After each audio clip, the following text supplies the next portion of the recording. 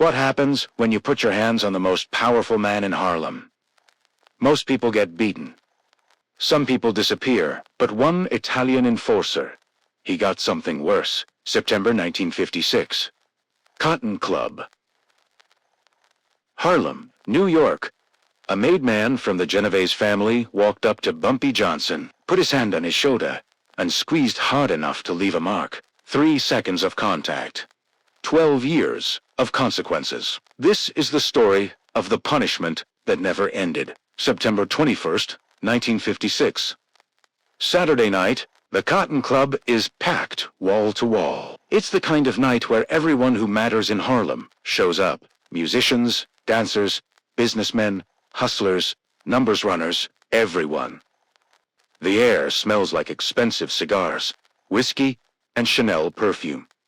A live band plays in the corner. People are laughing. Deals are being made at every table. And in the back corner, near the bar, sits Bumpy Johnson, 50 years old, wearing a custom-tailored charcoal gray suit. White shirt, black tie, gold cufflinks. He's calm, relaxed, sipping bourbon on ice, talking quietly with 2 men from his inner circle. Then the music shifts. The energy in the room changes. People notice. Heads turn, because walking through the front door is someone who doesn't belong, Salvatore Rizzo. Everyone calls him Sally Knuckles. He's a Genovese enforcer, mid-30s. Built like a boxer, slicked back hair, expensive suit that doesn't quite fit right, and he walks with the kind of swagger that screams, "I don't care whose territory this is." He's got 2 guys with him, both armed, both watching the room like they own it.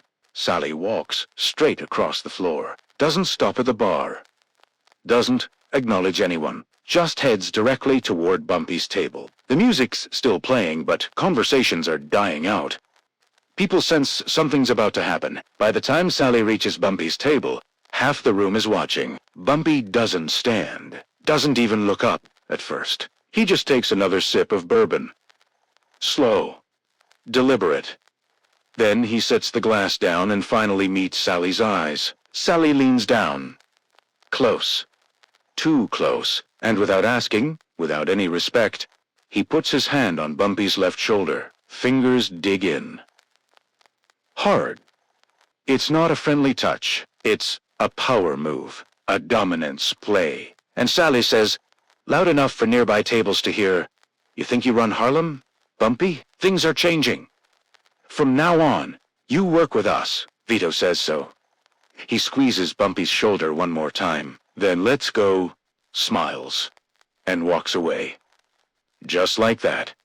3 seconds of contact. 1 sentence, and he's gone. Bumpy doesn't move. His 2 guys at the table are tense, ready to do something. Anything. But Bumpy raises one hand. A small gesture means stand down. He picks up his bourbon, takes another sip. His face shows nothing. No anger. No embarrassment. No reaction at all. But his eyes are doing calculations. Because here's what Sally Rizzo didn't understand. In Harlem, in Bumpy Johnson's world, you don't touch a man like that in public unless you're declaring war. And if you're declaring war, you better be ready to finish it. Sally thought he just made a power move. What he actually did was sign his own fate. Let me tell you who Sally Knuckles really was. Salvatore Rizzo grew up in Little Italy, tough neighborhood. He started running errands for the mob when he was 12. By 20, he was breaking legs for loan sharks. By 30, he was a made man in the Genovese family. He had a reputation. It was brutal, efficient, feared. But he wasn't smart. He was muscle, a hammer. And the problem with being a hammer is you think every problem is a nail. Sally had been sent to Harlem because the Italian families wanted more control. They wanted a piece of the numbers game. They wanted Harlem's money. And they figured Bumpy Johnson, who'd just gotten out of Alcatraz a few years earlier, might be vulnerable, might be willing to negotiate, or might be someone they could intimidate. Sally Rizzo volunteered to be the one to deliver the message. Now here's what Sally didn't know. Bumpy Johnson, in 1956, wasn't the same man who went to prison. He was smarter, more connected, more powerful. He controlled the numbers racket across all of Harlem. He had politicians, cops, judges, and businessmen on his payroll. He had an army of loyal men who'd die for him, and more importantly, he had something the Italians didn't have in Harlem. Respect, real respect, not the kind you get from fear. The kind you earn by protecting your community. Bumpy Johnson was Harlem, and Sally Rizzo just disrespected him in front of 200 witnesses. The next morning, Sunday, Bumpy makes a phone call, just one, to a man named Marcus Webb. Marcus runs Bumpy's information network. He knows everyone, sees everything. Bumpy says 4 words, "Tell me about Sally."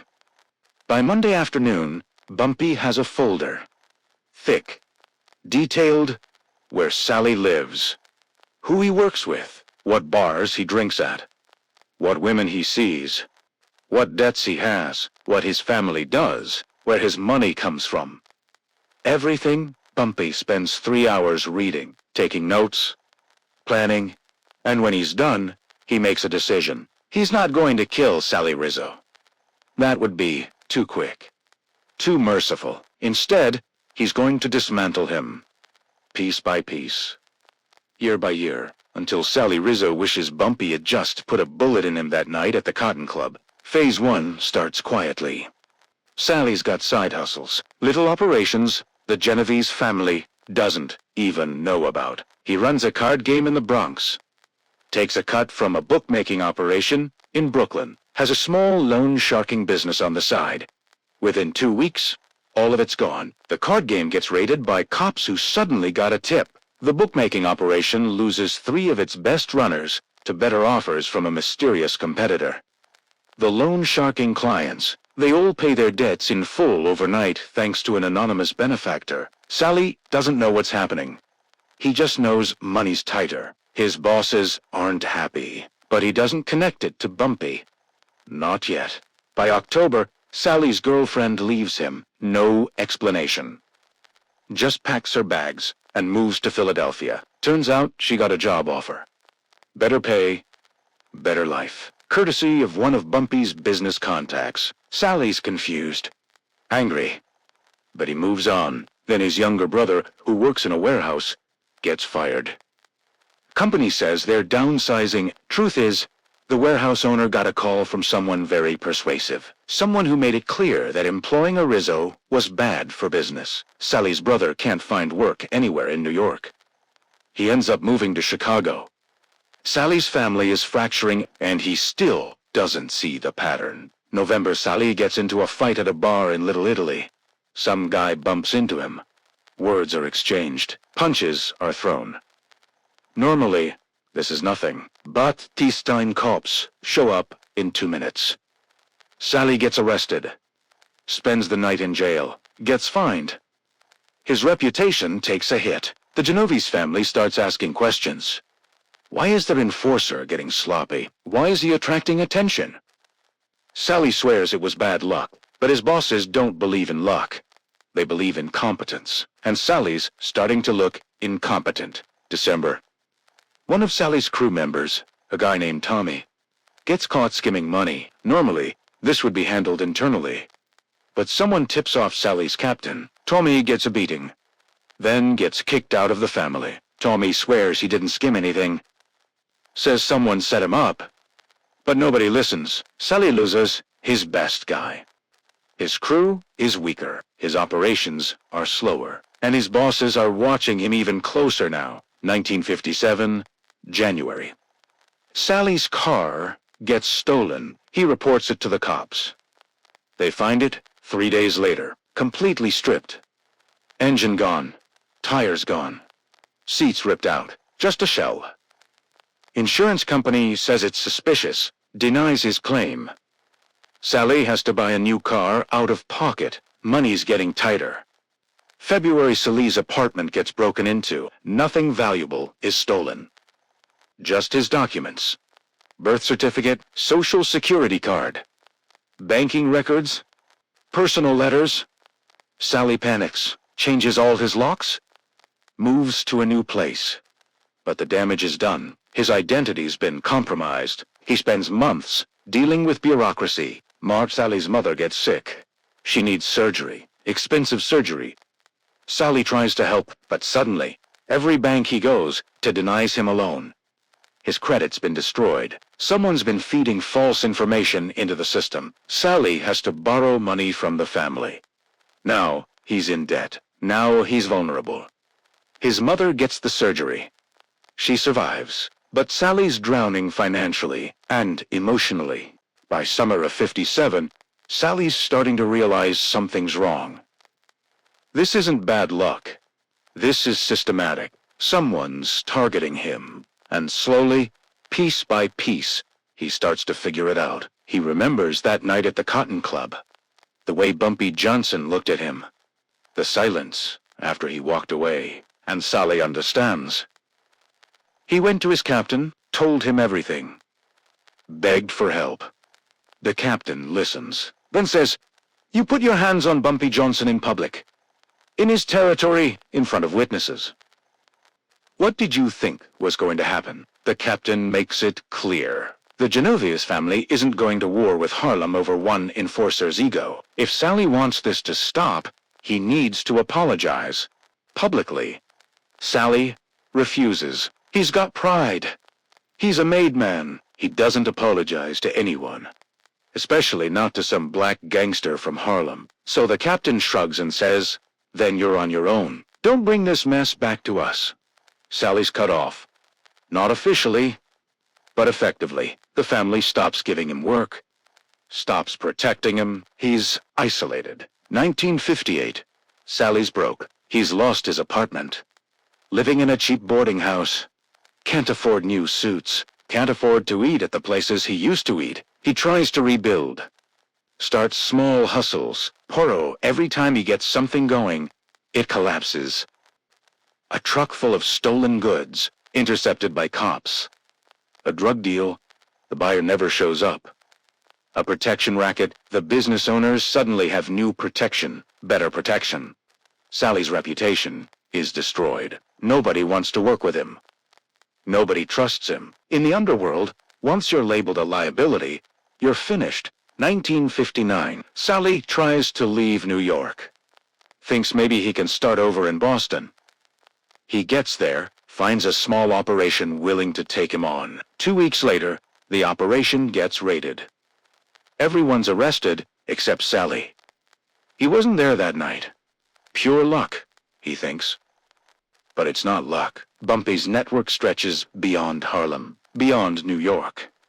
And the message is clear. There's no escape. Sally comes back to New York, defeated 1960. Sally's 40 years old, looks 55. His hair's gone gray. He's lost weight. Drinks too much. Smokes too much. He's working as a low-level bookie, making just enough to survive. Nobody respects him anymore. The young guys in Little Italy don't even know who he used to be. And the old guys, they avoid him. He's a cautionary tale, a reminder of what happens when you disrespect the wrong person. 1962. Sally's living in a tiny apartment in Queens. Alone. No family. No friends. No money. He spends his days sitting in parks, feeding pigeons, talking to himself. People think he's crazy. Maybe he is. The years of pressure, isolation, and fear have broken something inside him. He has nightmares. Dreams about that night at the Cotton Club.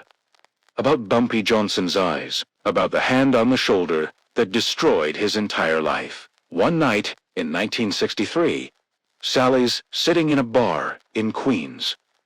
Cheap whiskey, empty room. The bartender knows him. Feels sorry for him. Sally's drunk, rambling. And he says out loud, to nobody in particular, "I should have just taken the beating. A bullet would have been a blessing." Because that's when Sally finally understands. Bumpy Johnson didn't want him dead. Death would have been mercy. Bumpy wanted him to live, to suffer, to spend every single day for the rest of his life knowing that one moment of arrogance cost him everything. His career, his money, his family, his reputation, his future, everything. 1968. Bumpy Johnson dies of a heart attack. He's 62. The funeral is massive. Thousands of people line the streets of Harlem. Politicians, celebrities, criminals.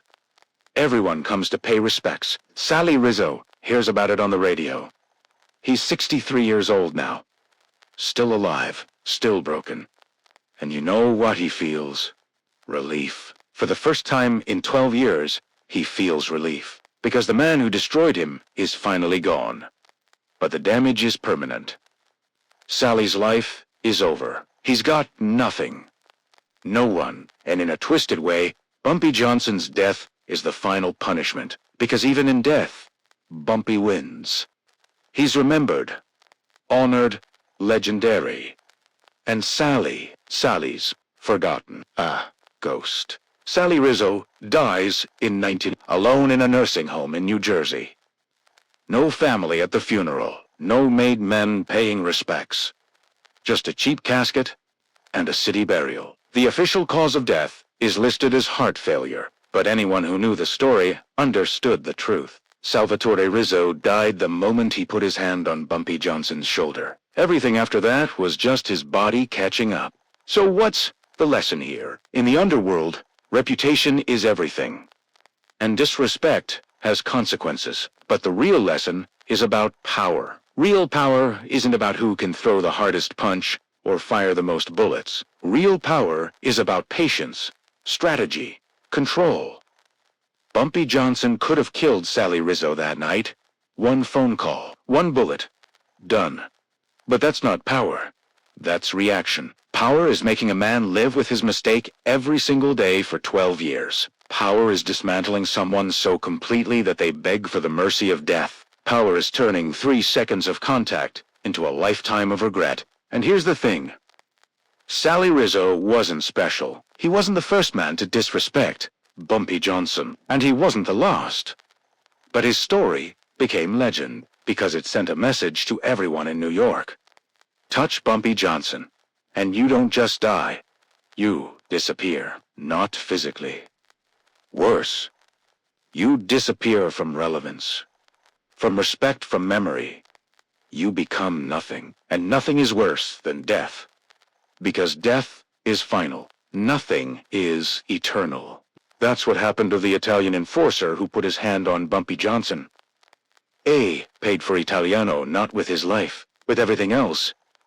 For 12 long years. And when he finally died, nobody even remembered his name. Except as a warning. A story, a lesson, that in Harlem, you don't touch the king. Not even for 3 seconds.